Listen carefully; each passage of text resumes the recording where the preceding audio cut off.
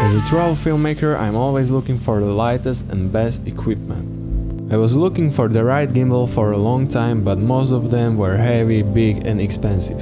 I finally found the right one when Zhiyun released their new Weebill-S gimbal. I took this gimbal with me recently to Bangkok to test it out, and I was really impressed by how powerful this little gimbal is.